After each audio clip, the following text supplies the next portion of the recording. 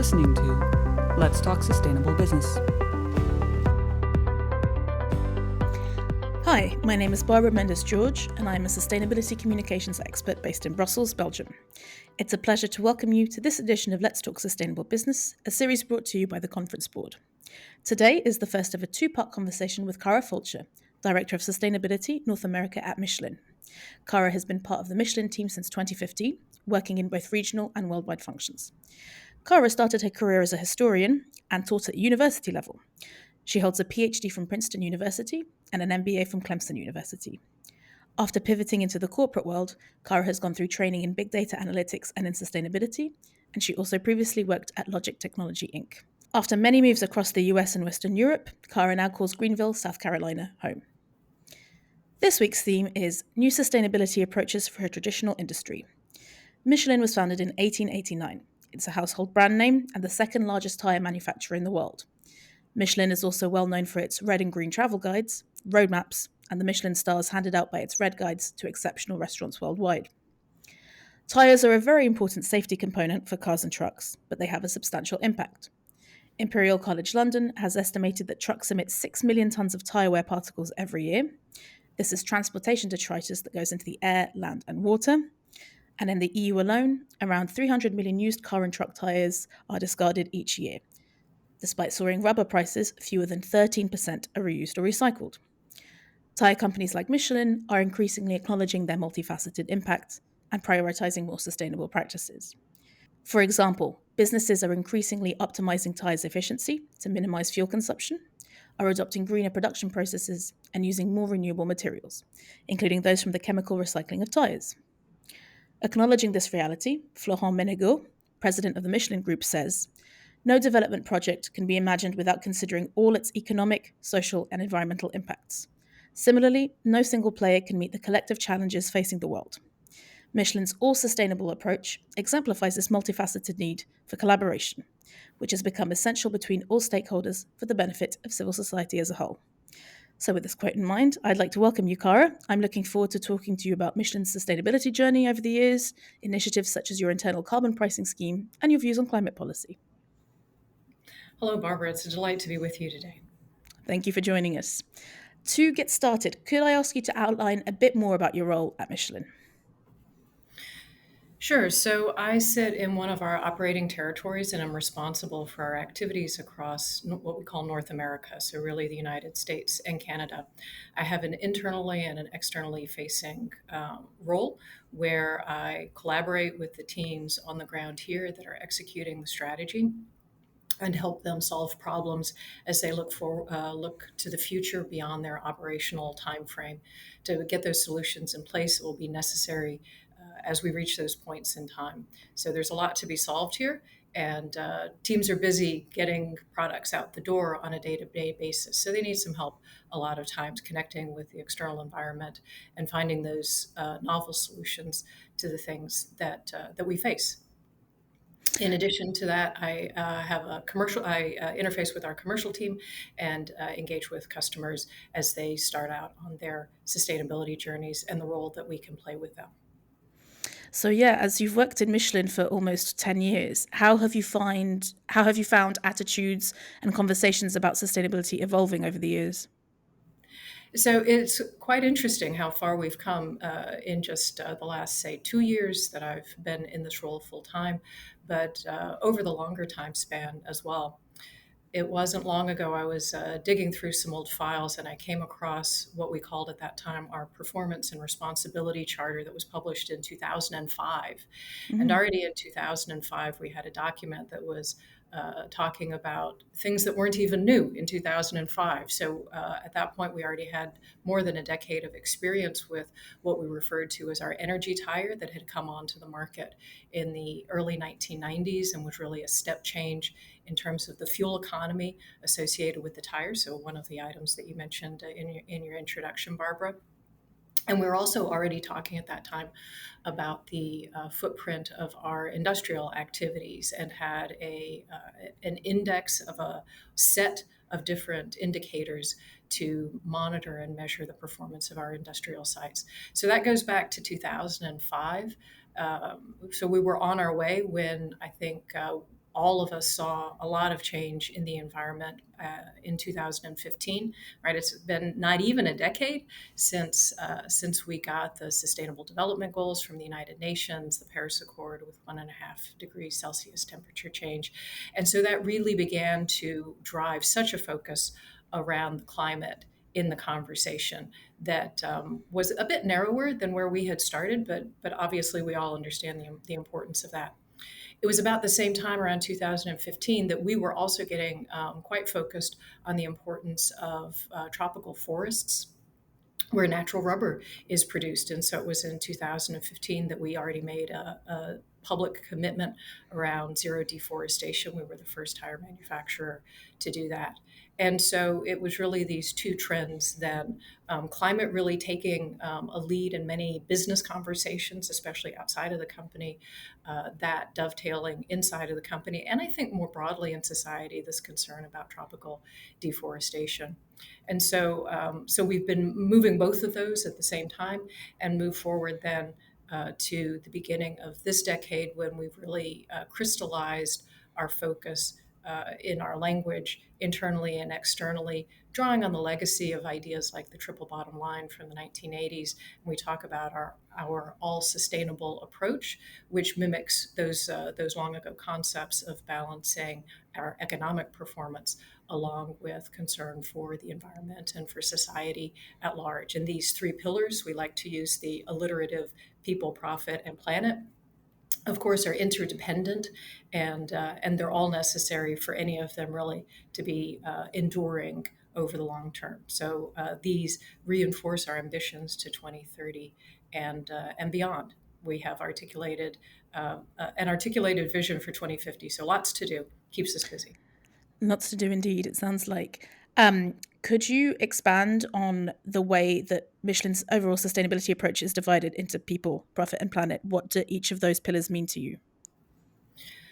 So I think it comes down to a single message across all of these, that these are the three elements that are necessary to be a sustainable company. And I say that in kind of the English language usage of the word, not what it's come to stand for in today's society. So to endure, we need to balance our economic performance, that we can continue to be here. We're a 130-year-old plus company.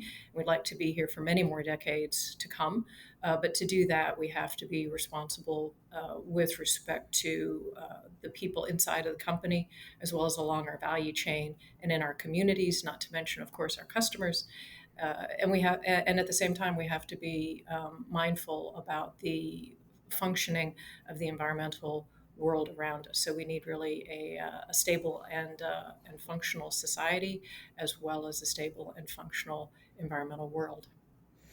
Two things that I really like that Michelin does that we've discussed previously on the podcast. I really like the fact that Michelin acknowledges that profit is an element that we need to talk about, because too often companies talk about environmental and social impact and don't bring in, the profit, which is key to future survival.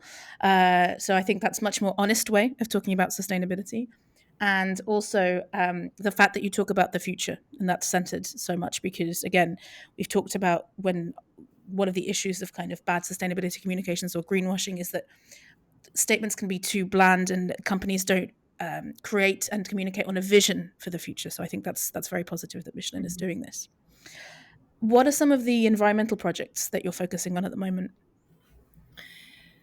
So that's a great question, and the answer is unfortunately a very complex one, or maybe fortunately, it's a very complex one given the state we find ourselves in.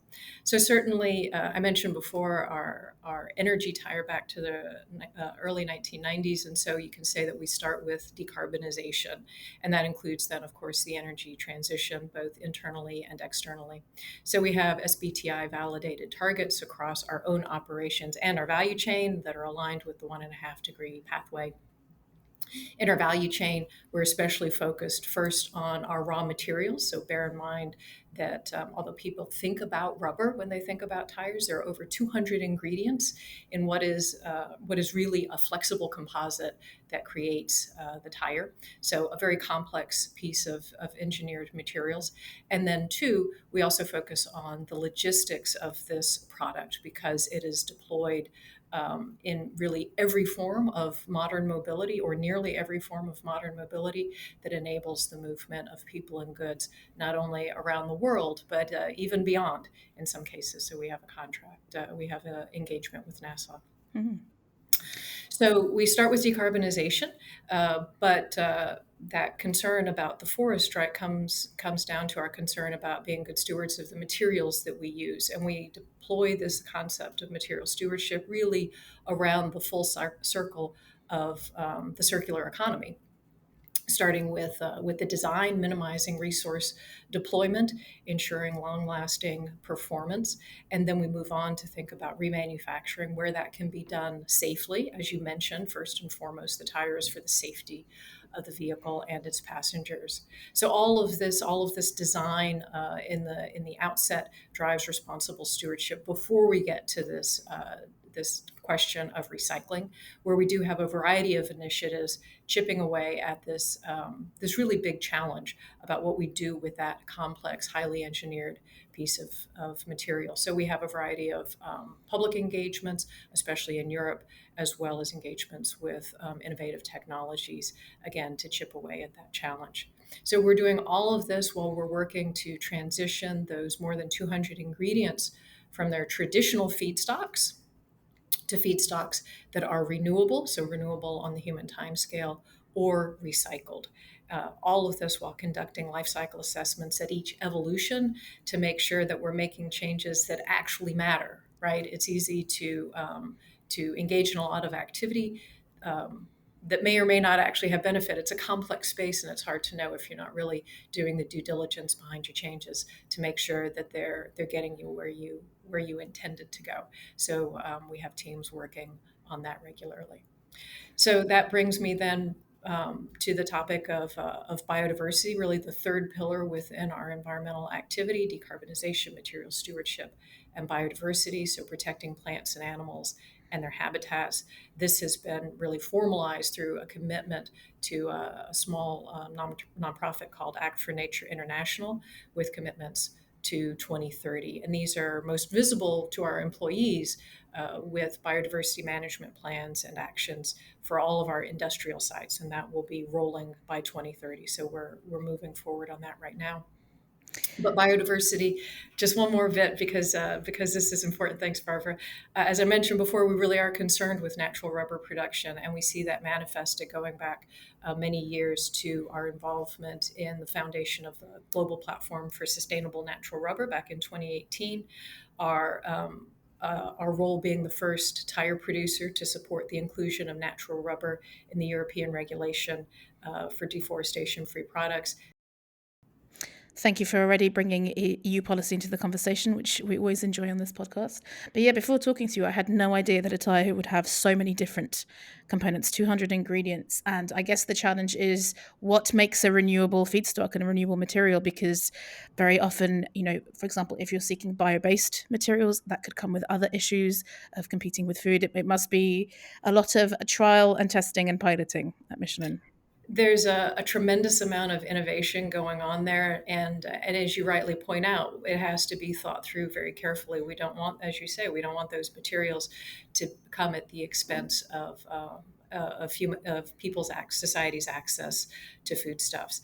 And so we've got those considerations to work through, and then you've got to innovate these 200 plus ingredients, find replacements for them with materials that, as we say, recycled or renewable, then make sure that they actually are past the LCA, right? That that they're better than what they're replacing, that they deliver all of the performance that people have come to expect from modern tires, from our modern tires, setting benchmarks in many considerations. And then once you've solved all of that, you have to solve the commercial side and get those materials to scale up for an industrial process that is global in nature. And again, as I said before, enables almost every form of modern mobility. So it keeps a lot of people busy with some very interesting work. Interesting indeed. Thank you. One sustainability related area that I'd like to hone in on is the fact that Michelin has been testing an internal carbon price, or ICP, for its investment projects since 2016. So could you explain exactly to our listeners what this means? Sure. So, we hear a lot about the cost of business to systems external to the business, right? We refer to those oftentimes as externalities, and most often we're talking about natural systems. It's sometimes in economics summed up as the common resources that people benefit from, but nobody necessarily pays for. And increasingly, as we've gone through the changes of the recent decades, more and more focus on how do we capture the cost and the price of those external systems that we're leveraging. So there are a variety of ways that have been developed to address carbon specifically, but also other externalities with internal pricing mechanisms. And so, as you say, in 2016, we started with what's called a shadow price, which really began to orient our thinking as we made investments and we're evaluating return on those investments because it added a cost, a price to the carbon involved in those investments.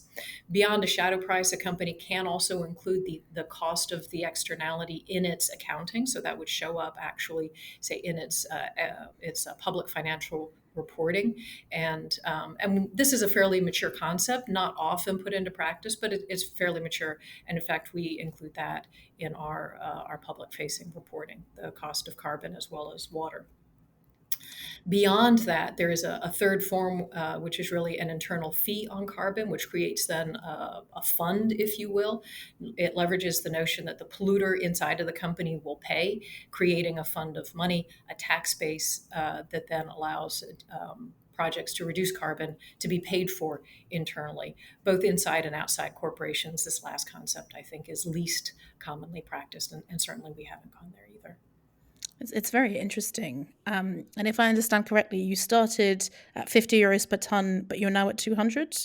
How has that evolved, and how are those changing decisions undertaken at Michelin? Yeah, so it's been quite a journey. As you say, we started at 50 euros per ton in the beginning, and then we progressed to 100, and that was really done to keep pace with the changing landscape, including things like inflation and the estimated cost of abatement, right? Because that's really a moving target. And we have just recently moved our shadow price to 200 euros a ton. And so to make these adjustments happen, that really involves a pretty wide mix of internal stakeholders that have to lead consultation, benchmarking, the studies, the reevaluation, and then generating the alignment through our governance process. So it's a bit of a heavy lift, certainly, but you can put programs and processes in place to make all of that function with relative smoothness. One of the things I think has been quite interesting to me as I've observed this process is how differently thresholds can affect different regions or activities. Right, I mentioned before that I sit in North America. We're worried about decarbonizing our own operations. We're concerned with logistics, and so a shadow price that can be a game changer in one space can in fact be entirely irrelevant in another. So it's really interesting, those differences, and then how you manage across those spaces. Very interesting. I mean, you mentioned that obviously this requires a lot of stakeholders to get involved. How has the ICP been received internally by Michelin employees and then externally by some of your other stakeholders? So that's a good question. I think that, and I think there's some variation there. If we look internally, it really signals that this is not a passing whim, that the company is committed to these objectives. It can be hard, I think, for most people to recognize the scale or scope of that commitment, right? The 50 to 100 to 200 euros, because unless you're really working in the space, an internal price on carbon is pretty remote to most people's activities.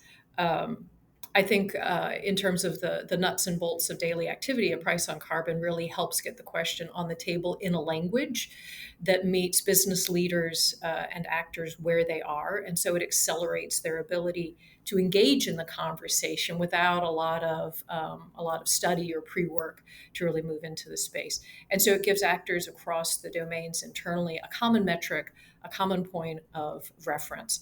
And we can think about the importance of this transversely across targets for decarbonization or transversely across geographies because energy costs can be so different, for example, as you move to different parts of the world, that a fee can really change the ROI on projects profoundly from one geography to another in a way that the market just isn't going to make certain areas attractive to invest in. When we look externally, then I think similarly, this activity serves as a marker, helps people recognize that we are not just talking the talk, but walking the walk here. I do think that many external actors, especially in the sustainability domain, are quicker to recognize that where we stand then against the benchmarks and what these levels of internal carbon pricing mean in the bigger scope of things. Great. And to finish up this topic, how has the ICP changed the way Michelin does business? And relatedly, do you feel that this has helped you kind of get ahead of potential regulation coming up, especially in the US? I think that the most tangible way that we see this impacting business is that it's really broadening the horizons of our frontline colleagues who really have to take the strategy, which is very can be very removed from day-to-day activities, and make that strategy a reality in very specific places and applications. Right in this facility, in this lane of freight movement. And so it gives teams a way to quickly understand the conversation and to evaluate opportunities in an apples to apples framework. So, what is the cost per ton of CO2 avoided by that solution in that application and location? How does that compare to my internal price? Is it cost efficient? Are there more effective solutions to get to the same carbon reduction? And so I think it really helps engage people and get them moving on the topic. Great. Thank you. So, to finish up part one, on this podcast, we often talk about the importance of collaboration to accelerate climate action. So, that's why I'm curious to talk to you about the World Business Council for Sustainable Development's Tire Industry Project, or TIP. You joined 9 other peers to collaborate and speed up sustainability solutions in the tire industry. I wanted to ask you, how did this forum originate? Why did you decide to join? And what are the upcoming plans for the TIP? Yeah, so you mentioned it. This was formed within the WBCSD, founded in 2005, if memory serves. And really, it brings us and, as you say, 10 other leading companies together as a body. We represent about 65% of the world's tire manufacturing capacity. And the platform has been important all along to create a forum to address industry challenges, not just at a regional level where we already have tire industry associations that tend to be quite effective, but really these questions that are global and how we can work together in a pre-competitive space for solutions to worldwide industry issues. And so when we think about, well, so what would that actually mean, worldwide industry issues? Certainly, reporting, transparency has been a topic in the past. Also, in sustainability, regulation is catching up that will In Europe and North America, yes. exactly, which will resolve much of that. But there are other issues, primarily around environment, not exclusively, but I will mention the environmental ones here. So, as you indicated above, certainly when our products are out there acting as those safety devices that we talked about, wear occurs. That's a part of the physics of a product being used when it's mounted on the vehicle. So, in the use phase, there are impacts. And so TIP has been working to develop a better understanding of those impacts, of what are the physics of the wear, and what comes off of the product in its use phase, and promoting action then on mitigation of that and any impacts that those have. So it's important to remember that this is certainly an industry topic, but it is not only an industry topic, it is really a systemic one as well, because there are multiple factors that drive the outcomes. And so a body like TIP, and especially the WBCSD, they really are positioned with the potential to act as a convener for multi-stakeholder conversations and systemic solutions. So I think that's an important one. And then also, as you mentioned above, the TIP is a great forum for topics like what happens at the end of life tires. The overwhelming majority are in fact captured today. We know where they're going. We know what happens to them. The question is building the tools and the know-how for improving the outcome of those products at the end of their life, which is both a technical as well as a commercial question. So lots to do there that is really global and industry-wide in nature.